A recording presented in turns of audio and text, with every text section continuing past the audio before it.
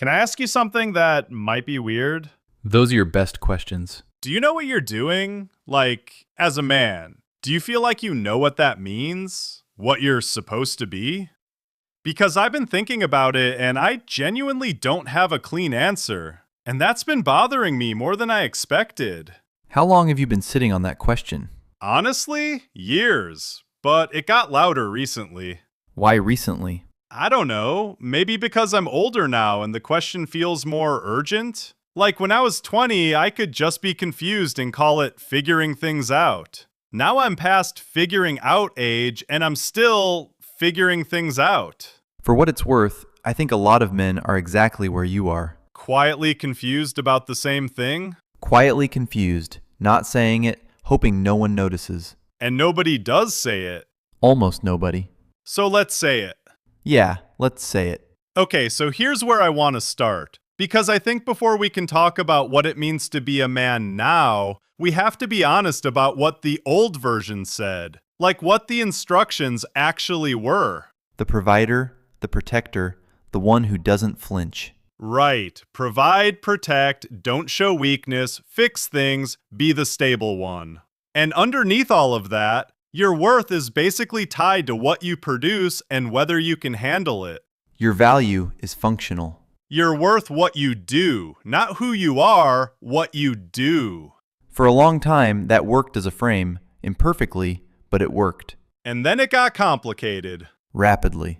And a lot of those rules got questioned. And I think, and I want to be careful here, I think a lot of those questions were right. Like some of that stuff needed to go.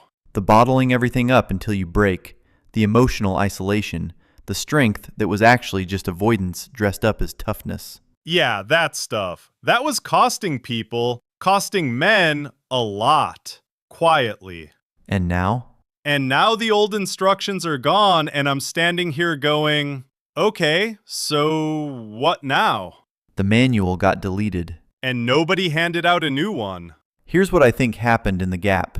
The old rules went away, or at least got seriously challenged, and two replacement narratives emerged, and both of them are wrong, or at least incomplete. Two options. Option 1, the internet version, which is basically everything that changed was a mistake, the old way was actually fine, you need to be harder, more dominant, more aggressive, and the people who told you otherwise are your enemies.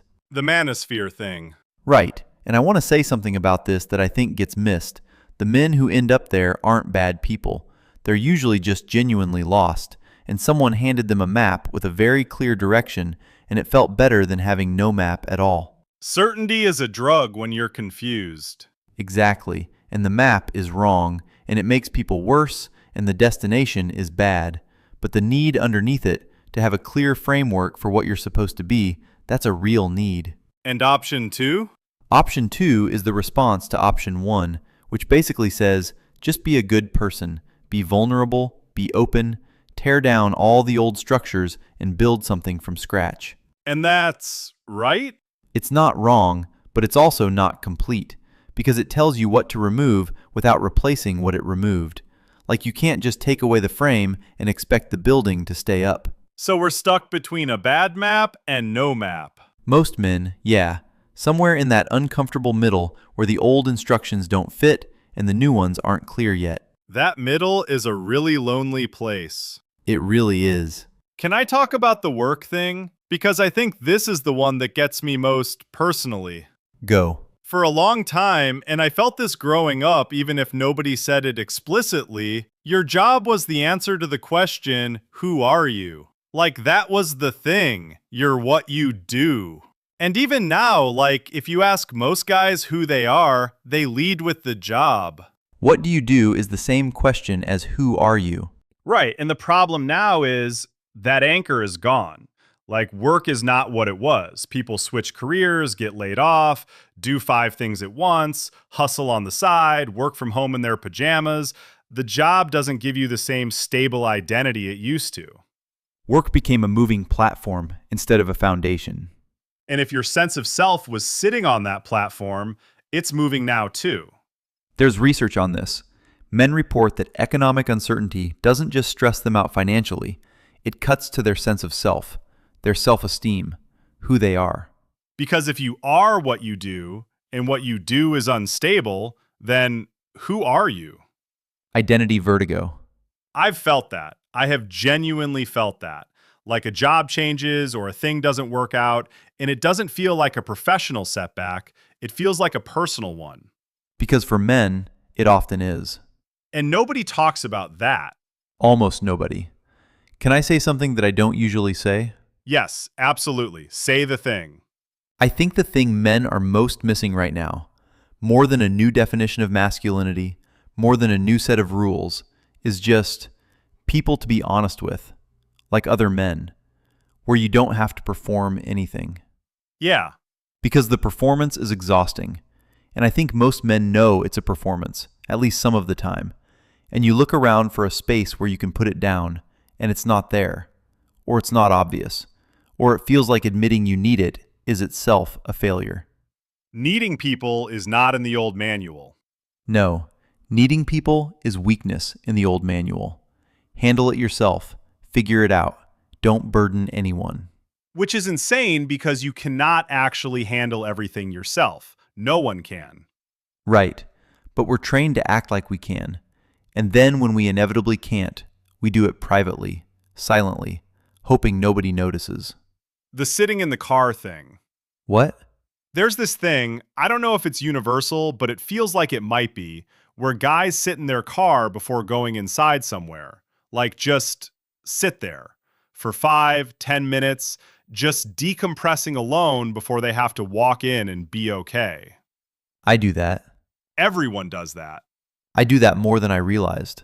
The car is the only place where nobody needs anything from you and you're not performing anything and you can just exist for a second.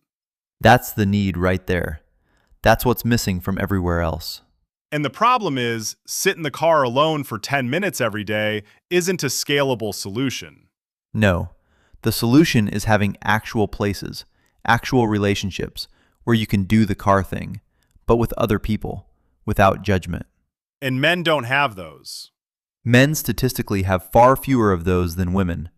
Close friendships where real things get discussed, support networks, people who know what's actually going on.